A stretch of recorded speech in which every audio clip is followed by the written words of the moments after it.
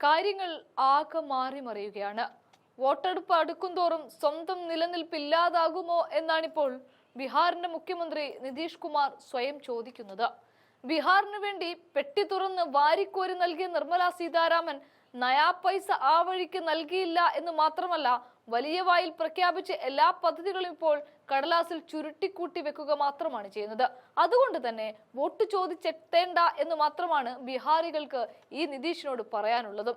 അതേസമയം രാഹുൽ ഗാന്ധി വലിയൊരു റാലി കൂടി നടത്തിയതോടെ ബീഹാറിൽ നിതീഷ് കുമാറിനെ ജനങ്ങൾ കൈവിട്ടു കളയുകയാണ്. പറഞ്ഞു വരുന്നത്, സാമ്പത്തിക വർഷത്തിന്റെ ആദ്യ പകുതി അവസാനിക്കാനിരിക്കെ 2025-26 കേന്ദ്ര ബജറ്റിൽ പ്രഖ്യാപിച്ച 6ഓളം കാർഷിക പദ്ധതികൾ ഇപ്പോഴും കടലാസിൽ അങ്ങനെ കിടക്കുകയാണ്.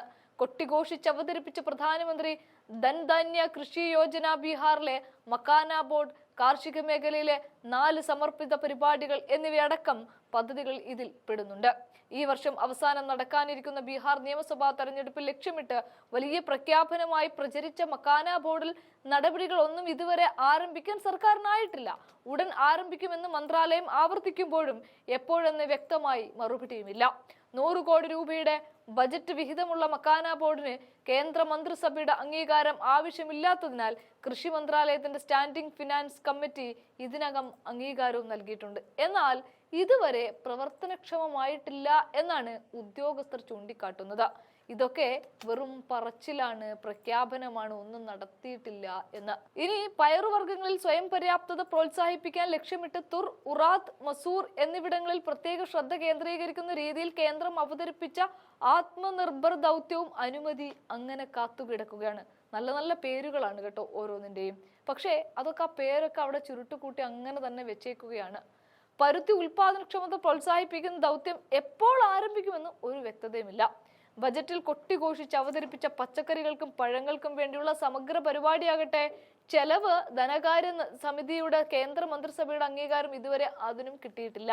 കൃഷി മന്ത്രാലയത്തിന്റെ പദ്ധതി രേഖയിൽ നീതി ആയോഗ് അടക്കമുള്ളവർ പുനഃക്രമീകരിക്കണമെന്ന് ആവശ്യപ്പെട്ടതോടെയാണ് നടപടി മരവിച്ചു പോയത്. പ്രത്യേക വിഹിതം വകയിരുത്തിയിട്ടില്ല എങ്കിലും 11 മന്ത്രാലയങ്ങളുടെ 36 പദ്ധതികൾ സംയോജിപ്പിച്ച് 6 വർഷത്തേക്ക് 24,000 കോടി രൂപ ചെലവിൽ 100 കാർഷിക ജില്ലകളുടെ വികസനം ലക്ഷ്യമിടുന്നു എന്നാണ് പ്രധാനമന്ത്രി ധൻധാന്യ കൃഷി യോജന കൊണ്ട് ഉദ്ദേശിച്ചത്. കഴിഞ്ഞ ജൂലൈ 16-ന് കേന്ദ്ര മന്ത്രിസഭ 2025-26 സാമ്പത്തിക വർഷം മുതൽ 6 വർഷത്തേക്ക് പ്രധാനമന്ത്രി ധൻധാന്യ കൃഷി യോജനയ്ക്ക് അംഗീകാരവും നൽകിയതാണ്.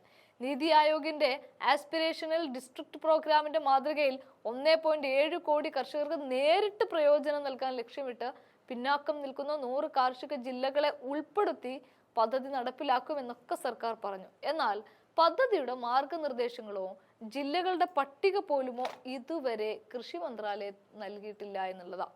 അതേസമയം പയറുവർഗ്ഗങ്ങൾക്കായുള്ള ദൗത്യത്തിന് 1000 കോടി രൂപയും പച്ചക്കറികൾക്കും പഴങ്ങൾക്കും വേണ്ടിയുള്ള ദൗത്യത്തിന് 500 കോടി രൂപയും മക്കാന ബോർഡിന് 100 കോടി രൂപയും ഹൈബ്രിഡ് വിത്തുകൾക്കായുള്ള ദേശീയ ദൗത്യത്തിന് 100 കോടി രൂപയും പരുത്തി സാങ്കേതിക ദൗത്യത്തിന് 500 കോടി രൂപയും അനുവദിച്ചതൊക്കെ രേഖയിലുണ്ട്.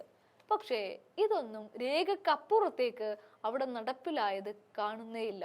അതുകൊണ്ടാണ് വോട്ട് ചോദിച്ച് നിതീഷ് കുമാർ എങ്ങോട്ടും വരണ്ട എന്ന് അന്ന് നാട്ടുകാർ പറയുന്നതും.